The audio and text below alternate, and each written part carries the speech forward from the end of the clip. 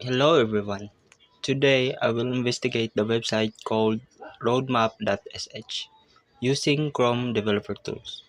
First, I open the website and press F12 to open the Developer Tools. In the Elements tab, I inspected the HTML of the page and view the CSS styles of the main heading. Next, I open the Network tab and refresh the page. I found that most JavaScript files return to 200 OK status, while some return to 304 not modified, which means they were loaded from browser cache.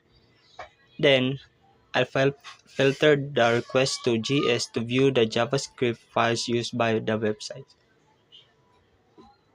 Finally, I checked the console for errors or warning. Thank you.